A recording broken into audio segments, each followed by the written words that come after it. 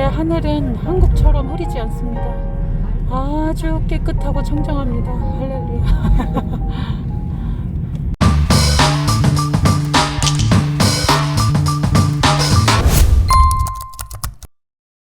안녕하세요. 저는 2019년부터 순회 선교단 유럽 지부를 섬기게 된 또 김순회 선교사입니다.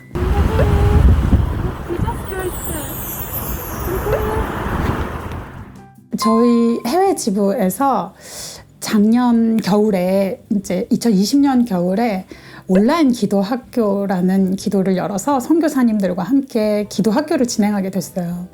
근데 우리 최영 선교사님이 아시는 것처럼 이제 코로나 때문에 해외 순방을 잘 생각할 수가 없었어요. 그런데 아프리카 순방을 간다는 광고 기도 부탁을 한 적이 있어요. 아주 잠깐 지나가는 말로 나눠줬는데 그걸 들으신 우리 폴란드의 신미순 선교사님께서 샬롬, 안녕하세요. 저는 폴란드 바르샤바 임마누엘 교회 신미순 목사입니다. 그 얘기를 듣고 이런 시기에도 올 수 있구나. 폴란드에 와줄 수 있느냐, 와서 복음을 나눠줄 수 있느냐고 물어보셨어요. 네, 그래서 저희도 전혀 예상하지도 못했고 계획하지도 못했지만 계속 기도하고 있었거든요. 그래서 주님의 사인으로 받고 또 그리스도 예수 안에서 함께 지어져 가느니라, 또 에베소서 2장 말씀을 주셔서 또 믿음으로 결정하게 되었습니다. 폴란드는 그 영어로요, 그 바르샤바라는 그 말이 영어로 월소우 이렇게 얘기해요. 월소우. 그 말은 전쟁을 봤다라는 뜻이거든요. 폴란드가 유럽의 한가운데 있어서 옆으로는 왼쪽으로는 러시아, 그리고 오른쪽으로는 독일 이렇게 있어요. 세계 전쟁들, 세계 2차 대전에 가장 큰 아픔이 있었던 곳이 폴란드, 아우슈비츠가 있었던 곳이 폴란드. 그러니까 정말 힘겨운 전쟁으로 고통이 많았던 땅이에요. 오죽했으면 이름을 월소우라고 지었을까요? 그런데 그 목사님이 그런 말씀 해주시더라고요. 이 나라는 저력이 있다는 거예요. 저력이. 그래서 늘 망할 것 같아. 망할 것 같고 이제는 안 될 것 같은 그 속에서 전쟁 기념하는 그런 곳을, 기념관을 만들어 놨는데 야외에 있어요. 거기 전쟁하는 모습들이 있는데 군사가 맨홀에서 올라오는 군사의 그 형상이 있는, 이거 뭔가 했더니 그러니까 다 죽은 것 같은 그 맨홀 구덩이에서 일어나오는, 그게 바로 폴란드를 상징한다는 거예요. 그러니까 저력이 있다는 거죠. 그리고 폴란드는 그 세속주의에서 그래도 보수적인 카톨릭이기 때문에 보수적인 가치를 지키려고 애를 써요. 그래서 뭐 낙태, 동성애 이런 걸 전부 금지하고 그런 좋은 영향력은 있는 것 같아요. 그러나 그 카톨릭이 얼마나 강한지, 카톨릭 성당에 가게 되었는데 예수님 위에 마리아가 있어요. 그런 마리아 숭배 사상이 아주 뿌리 깊이 박혀 있고, 개신교를 믿은, 기독교를 믿은 성도라 할지라도 임종하면 반드시 또 마리아를 찾는데 그래서 그런 충격과 충돌을 몇 번 겪으셨다고 하더라고요. 그래서 이런 가치와 전통과 문화에서 그걸 깨고 진짜 그리스도인이 되기까지는 굉장히 어려운 시간을 거치는 거죠. 근데 그 일을 위해서는 진짜 증인, 예수 생명의 증인, 진짜 그리스도 닮은, 하나님 닮은 예수님을 생명으로 믿는 사람들의 증인들을 통해서 그 땅이 바뀌어가고 그리스도의 빛을 보게 되겠구나, 그런 생각을 좀 하게 되었고, 그러므로 그런 교회, 그런 한 교회, 한 사람이 있을 때 그 땅에 소망이 있다, 그런 마음이 들었어요.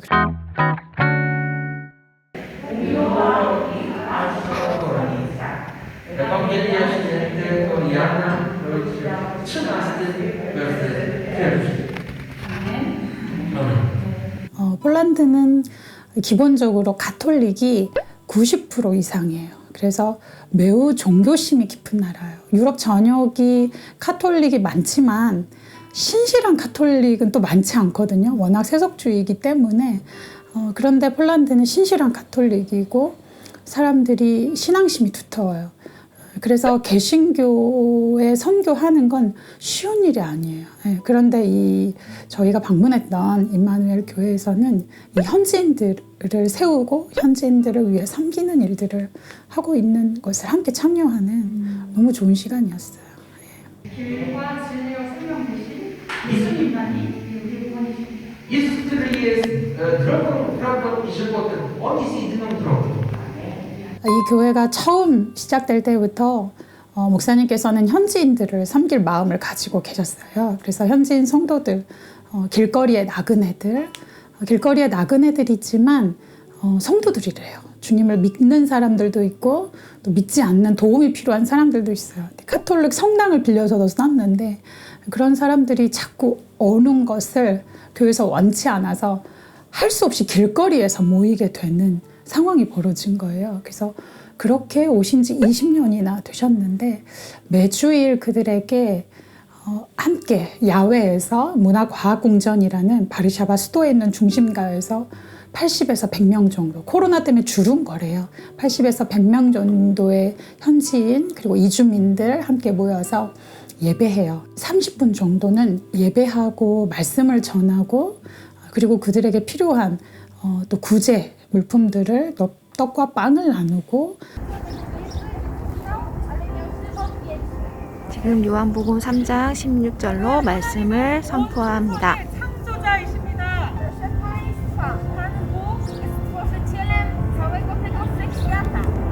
하나님은 살아계신 유일하신 하나님이십니다. 주님 믿기로 믿으실 분들을 손들라고 하셨는데 몇 분이 드셨어요. 그분이 그분들과 함께 영접 기도를 하고 있습니다.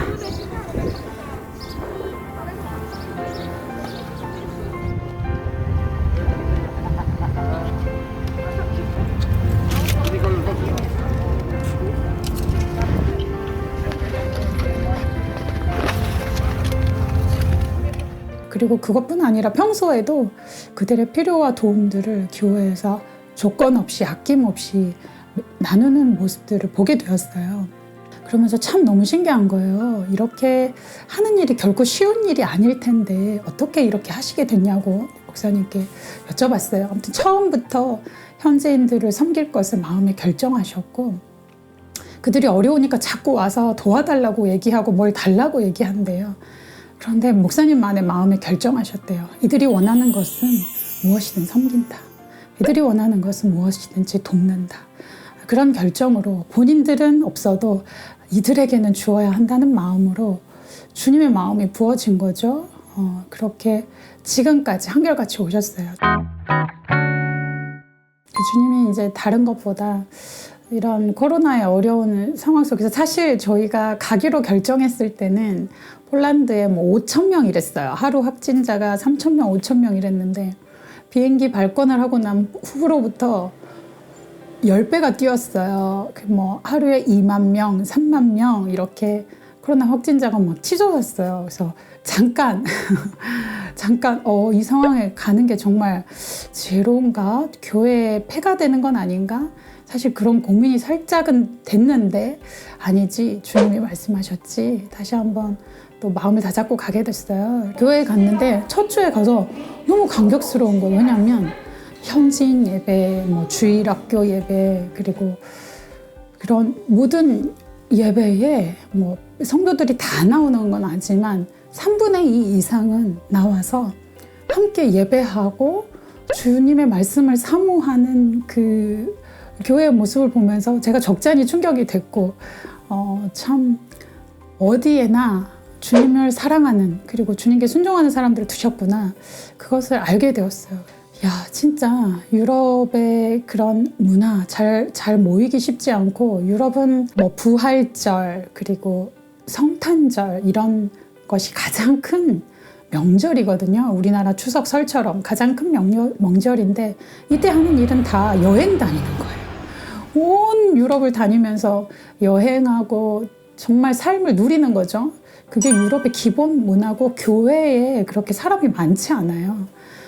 등록은 되어 있어도 신실하게 주님을 섬기는 사람들이 많지 않아요. 그런데 이 교회 가서 정말 놀란 것은 정말 마치 우리 복음기도 동맹군들을 만난 것처럼 막 사모하고 뜨겁게 기도하고 또 말씀을 듣고 함께 모이기를 힘쓰는 모습 속에서 제가 적잖이 놀랐어요. 그러면서 다른 게 아니구나. 교회가 세워져 가는 것은 어떤 물론 훈련도 필요하고 또 그런 것도 필요하겠지만 그리스도 예수 안에 있으면 그게 진정한 교회구나. 이 교회는 자체 건물도 없고 그냥 시의 어떤 문화회관을 빌려서 사용하는 그런 가운데 있지만 교회는 진짜 보이는 모양과 형태가 아니라 그리스도 안에서 그분의 말씀으로 그분의 생명으로 함께 지어져 가고 또 이때에 함께 연합해서 조금도 뭔가 거리감이 없고 이게 바로 함께 지어져 가게 하시는 거구나. 저희도 가서 그 교회가 어떻게 주님을 섬기는지 보면서 참 배우며 또 겸손한 마음으로 함께 서는 시간이 되었고 또 교회에서도 또 복음을 듣고 말씀을 듣고 하는 이 시간 속에서 굉장히 사모하며 그걸 전부로 받아서 세워져 가는 것들이 너무나 아름답게 주님이 진짜 연합하게 하시는 그런 시간이 되어서 하나님이 이렇게 말씀을 이루어 주셨구나. 저희 안에 참 감격과 기쁨이 있었습니다. 하나님이 참 알게 하신 것은 어떤 잘하고 보여지는 어떤 겉으로의 어떤 순종보다 하나님이 보시는 관점은 에베소 교회, 첫사랑을 잃어버린 교회든 다 죽은 것 같으나 그 남은 것 일깨우고 싶은 사대교회를 향한 주님의 마음, 또 빌라델비아 교회가 같이 우리 임마누엘 교회가 생각났어요. 참 적은 능력, 적은 보기에는 볼품이 없는 교회예요. 외형적인 기준으로는 볼품이 없는 것 같아요. 그런데 얼마나 그 작은 능력으로 주님을 따르며 섬기는지 너무 아름다웠어요. 그런 빌라델비아 교회나 모든 교회를 향한 주님이 계시록에 주신 7교회를 향한 각기 다른 모양이지만 주님은 교회를 너무 사랑하시는구나. 그리고 그 연약한 교회를 통해서라도 하나님은 일으키셔서 하나님의 나라를 세워가시는구나. 우리가 언제든지 주께로 돌이키고 주님을 따른다면 하나님의 교회는 주님이 세워가시고 그리스도 안에서 함께 세워져 가고 지어져 가서 하나님 나라는 일어날 것이다. 제 안에 이런 그런 소망과 주님의 마음이 부어져서 더욱 유럽에 있는 교회들을 품고 또 기도하고 또 달려가는 연합하는 그런 일들이 부릴듯 일어나게 되기를 또 사모하는 마음 주님이 허락해 주셨습니다. 아멘. 또 순방을 결정하고 저희가 이제 국내에서 저희 유럽 지부는 국내 광주에 머물고 있는데 매주 일주일에 한 번씩 모여서 또 말씀으로 기도하고 또 유럽을 품고 기도하는 그런 기도의 동역자들과 함께 유럽을 품고 나아가고 있는데요. 이번에 순방을 준비하면서 진짜 우리 두 사람이 가는 게 아니구나. 이 기도의 동역자들이 함께 가는구나. 이것을 많이 좀 경험하는 은혜를 주셨어요. 그래서 함께 동역자들이 마음으로 함께 해주시고 막 김치도 보내주시고 막 멸치도 보내주시고 폴란드의 선교지에 보내고 싶은 그런 마음들로 함께 해주시고 기도와 사랑으로 또 여러 가지 모양으로 함께 싸우며 또 현장에 가서도 요즘 온라인이기 때문에 또 줌으로 같이 기도하는 시간들 그리고 유럽과 폴란드를 함께 품고 기도하면서 함께 지어져 가는 일이 또 현장뿐 아니라 기도로 함께 싸워주는 후방에서도 모두 함께 기도 합주회처럼 그렇게 연결하고 연합한 몸이 되어서 우리 모두에게 함께 주님이 또 세워가시는 시간이었던 것 같아요. 초대교회 모습이 성경에만 있고 또 사람들이 초대교회로 돌아가야 된다 이런 말을 많이 하는데 이미 초대교회 맞아요. 진짜 그래요. 그래서 무슨 가치가 그렇잖아요. 초대받으면 이 교회에서 모든 걸 담당하고 모든 비용을 그런 거 전혀 없어요. 그런 거 전혀 없고 모두 다 주님이 허락해 주시고 모두 다 주님이 함께 그들을 위해 보내길 원하고 이런 마음들이 모아져서 너무나 아름답게 하나님이 일하시는 거구나. 진짜 주님이 세워가시는구나. 그것을 총체적으로 연합하여 조건 없는 연합과 섬김으로 주님이 일하시는 그런 또 순방이 되었죠. 아멘. 저도 그 거리에서 만나는 형제 자매들 그리고 그들을 위해 기도하는 시간이 제겐 참 유럽을 품는 시간 같았어요. 그리고 유럽은 늘 어렵다. 유럽의 선교에 대해서 사람들이 잘 인지하지 못해요. 부유하고 풍족하고 사실 다 관광 가고 싶고 편안하게 거기서 누리고 싶은 곳이지 거기서 선교를 한다든지 거기서 하나님 나라를 선포하는 게 쉬운 일이 아니거든요. 그런데 그런 여전한 문화도 변함이 없고 상황도 변함이 없어요. 그러나 그 속에서 주님의 말씀에 순종해서 그 자리에 순종하는 사람이 있다면 그곳은 교회가 되고 그곳은 영혼들이 살아나는 그런 생명의 셈이 된다는 사실이 제게 참 감격스러웠고 주님이 그렇게 하고 계시구나.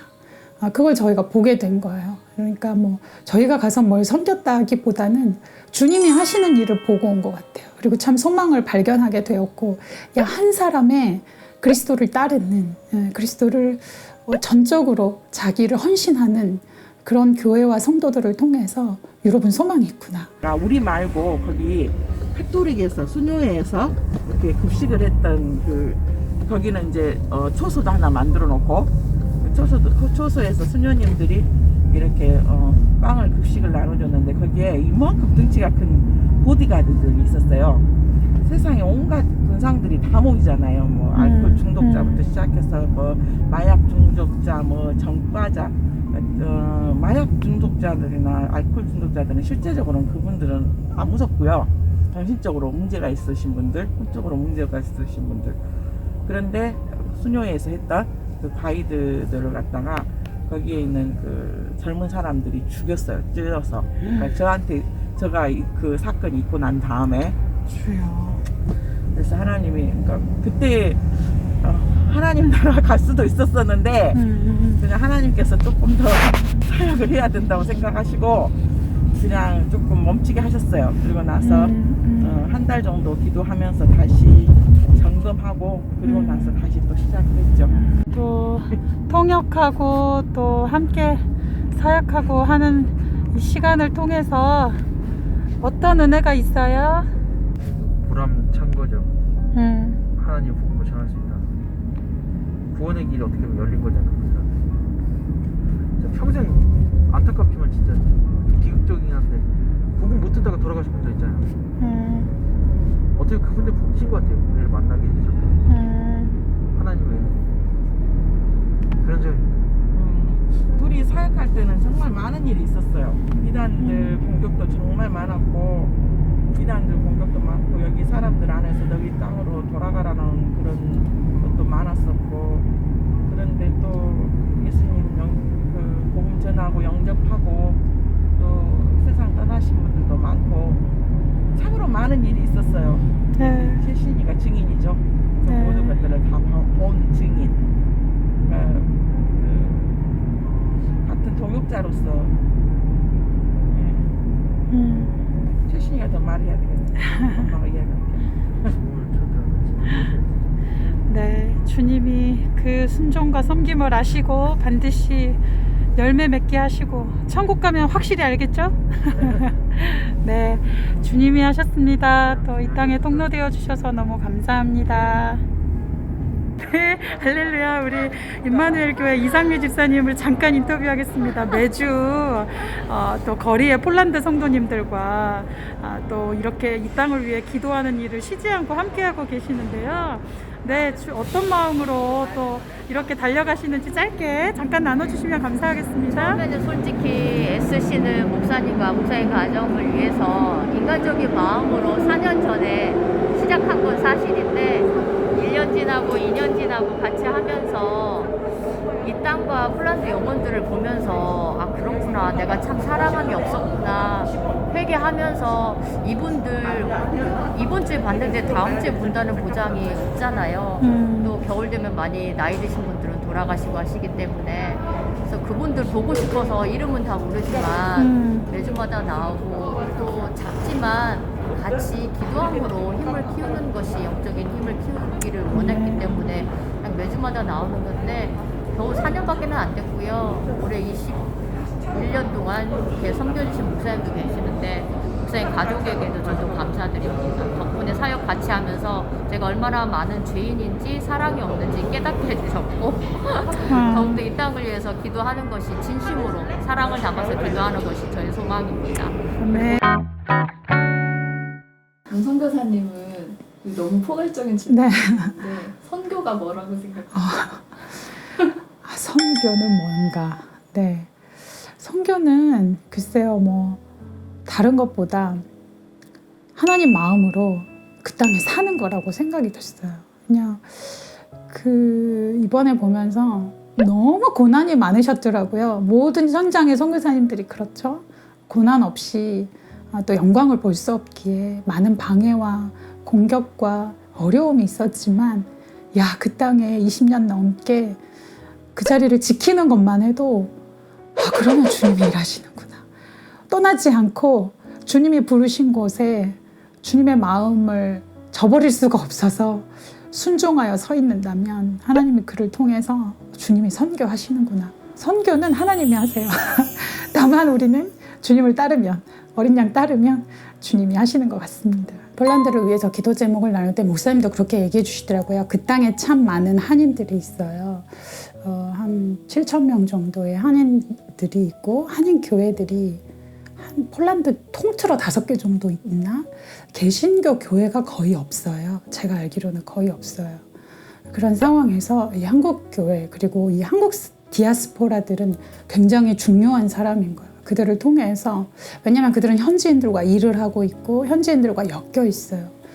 그렇기 때문에 이 폴란드가 참 중요한 선교에, 또 유럽에서 또 중심에 있고 아직 보수적인 가치를 그래도 간직하려고 노력하는 이 땅에서 그리스도인들이, 또 한인 디아스포라들이 깨어 일어나서 그들이 먼저 복음의 증인되어서 그들이 예수의 생명으로 일어날 때에 이 땅에 이들을 통해서 주님이 일하실 것이다. 그래서 이 땅의 한인교회들이 굉장히 중요하다. 이 일을 위해 기도해달라라고 목사님께서도 말씀해 주셨었고, 예, 제가 보기에도 그랬습니다. 우리 다음 세대 아이들 생각이 났는데, 그 교회에서 예배를 드리는데요. 물론 한국말로, 저희는 오직 한국말 잘하니까 한인교회니까 한국말로 했지만 애들이 너무 다양해요. 프랑스 학교 다니는 아이, 폴란드 학교 다니는 아이, 독일 학교 다니는 아이, 영어, 잉글리시 스쿨 아이. 그래서 말씀 PPT를 준비할 때 5가지 언어로 PPT를 준비해요. 그러니까 이 아이들이 엄청난 자원인 거예요. 그래서 저희가 그랬어요. 그 친구들한테, 정말 여러분은 우리보다 훨씬 나아요. 여러분은 모든 게 준비되어 있어요. 언어 되지, 문화 되지, 뭐 진짜 모든 게 준비되어 있는 거예요. 예수님만 알면 돼. 너네가 진짜 복음으로 살면 돼. 너희가 진짜 복음의 증인 되어서 이 땅에서 선교사가 되어야 해. 선교적 존재가 되어야 해. 그걸 힘주어 나누고 왔거든요. 정말 그런 거예요. 그 땅에 있는 우리의 다음 세대들이 또 믿음으로 자라나고, 그 땅에 그것이 학교든 어디에서든 그들의 언어와 또 그들이 있는 삶을 통해서 복음이 전해질 것이다. 그걸 보면서 참 다음 세대가 소망이 되었고, 또 한인 디아스포라들이 그 땅의 복음의 통로로, 우리가 느헤미야 기도 때 늘 기도했던 것처럼 복음의 통로, 디아스포라, 이게 진짜 그렇구나. 저희 안에 좀 경험하여 아는 시간이 되어서 함께 그렇게 기도해 주셨으면 좋겠고요. 예, 그리고 이 땅의 이 견고한 카톨릭의 아주 단단한 기반, 그리고 그런 전통과 문화와 율법으로 만족하는 참 목마름이 뭔지 모르는 이들에게 진짜 그리스도의 복음으로, 이들의 생명을 바꾸는 복음으로 주님이 그 땅 가운데서 일해 주시기를, 예, 그렇게 2가지 또 기도 부탁드립니다. 어린 양 따르는 사람들,